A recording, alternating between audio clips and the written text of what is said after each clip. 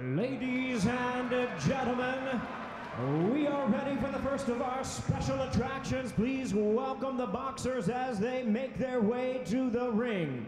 First joining us to the red corner from Liverpool, please welcome Carl Dilks.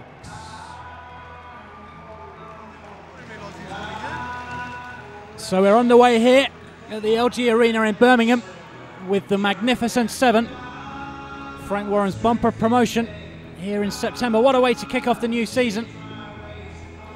And we're starting with a decent fight as well.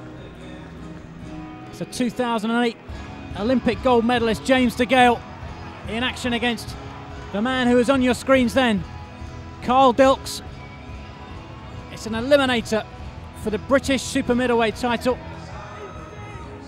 currently held by the man sat just a couple of feet away from me, Paul Smith, who you'll hear from in a minute. But at the moment we're focusing on Dilks, who comes to the ring. Well, a fair underdog in this fight, but he's spoken well ahead of it. He says DeGale hasn't boxed in anywhere like his class before, and he'll expose him this evening. Well, he's up against it, Dilks, but we'll soon find out whether he can back up his words, because DeGale's looked pretty good so far as a professional.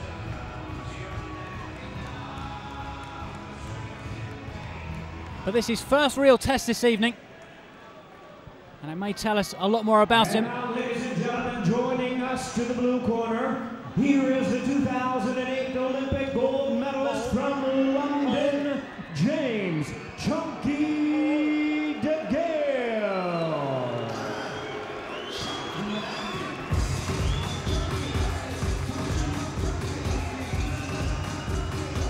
Well, he was booed here when he made his debut 18 months ago in Birmingham,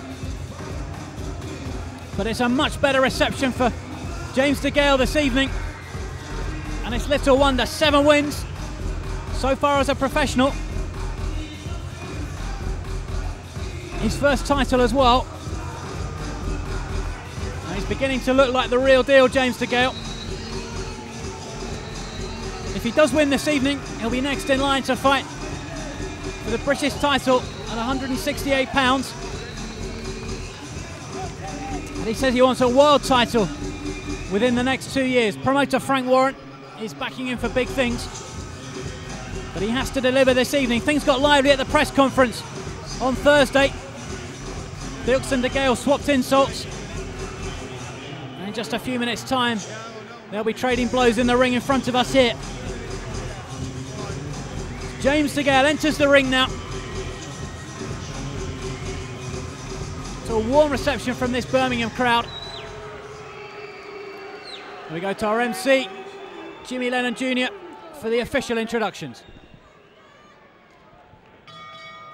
Ladies and gentlemen, a very good evening to you, and we welcome you to the LG Arena here at the National Exhibition Center at Birmingham, England, as we have a big night of boxing coming your way.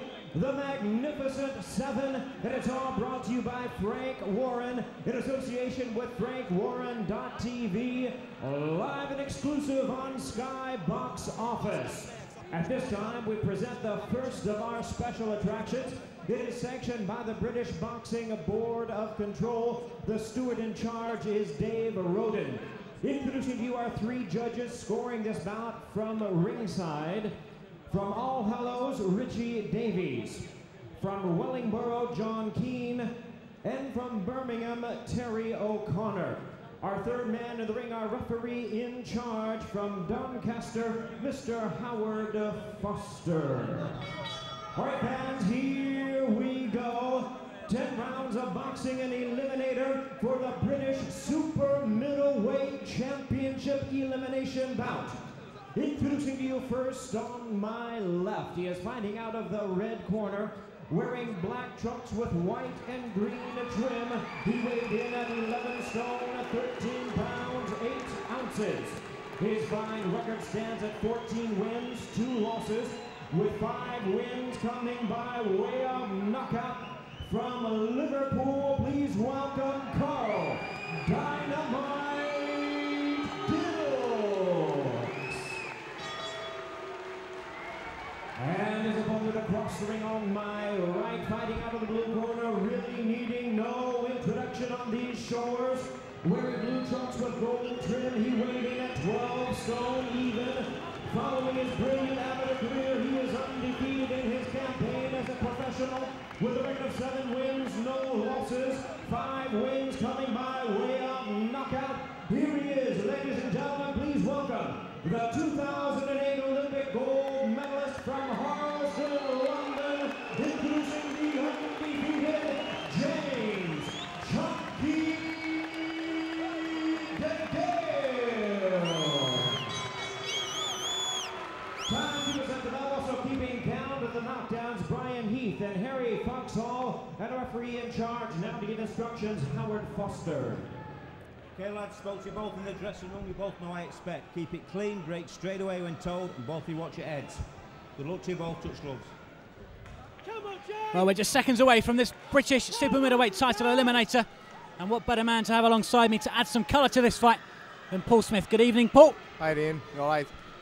Paul Smith, the current British Super Middleweight champion. Who do you fancy in this one? DeGale. I've said it from day one, I know Dilks, I've boxed in the same teams as Dilks in the past, and you know, I've seen enough of DeGale to know he's a few levels above him. That's what DeGale's been saying all week. I think it's good matchmaking, you know, it's good, very good matchmaking, and Dilks has got a bit of a name from the stuff he's done at light heavy in the prize fighters where he had a bad decision.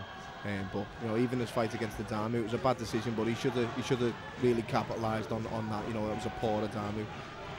But you know, it's boxing, and stranger things have happened. There is only 2 losses. Carl Dilks, he comes to the ring with a 14-2 record. He catches DeGale there with a right hand early on.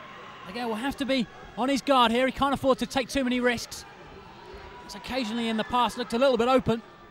He's got plenty of power as well. 5 of his 7 wins have come inside the distance. And against Sam Horton in his last fight, he won well by stoppage. Had his man down a couple of times. I think one of the worst things that could have happened with Dilks is his last fight. He won by a heavy knockout, and you know, he could make the mistake tonight, which he looks a little bit like so far. I'm looking for it again, you know, and looking for the big right hand what he landed, and you know, DeGale hasn't got a bad chin. He struggled a bit with the weight, so it might play a factor, but you can't see he doesn't want to be looking for it too much anyway. There's a pound over out of the way in yesterday, James DeGale. It might affect him later on in the fight, but at the moment, he's looking good. Dilks backed up there. His legs just stiffen briefly. Now DeGale catches him with a good jab as well. I think the speed will be the key today, you know, which is shown so far. DeGale just a couple of thought processes ahead of Dilks at the moment. He's taken control of this first round. Dilks doesn't know where the punches are coming from at the moment. Around a minute left of this first round, very much DeGale's at the moment. It's a good opening for him, isn't it, Paul? Yeah, good pace, decent pace. You know, it'll be interesting. They're both saying the fight won't last longer than 6 rounds. I don't think it will myself, but if it does, it'll be interesting to see who's got more in the tank, fitness-wise, if it does get past the 6. Now Dilks' nose is busted now as well, some blood coming from it. And DeGale really beginning to take charge of this fight. He's making the most of the southpaw stance as well, DeGale, when he gets inside, and he's spinning around the sides, and Carl doesn't seem to know what to do when he gets around the sides of him. See, good straight shot there from DeGale, and Dilks felt that one as well. His face beginning to redden, Carl Dilks. Just being out-punched here, outspeeded as well, and out-thought by James DeGale.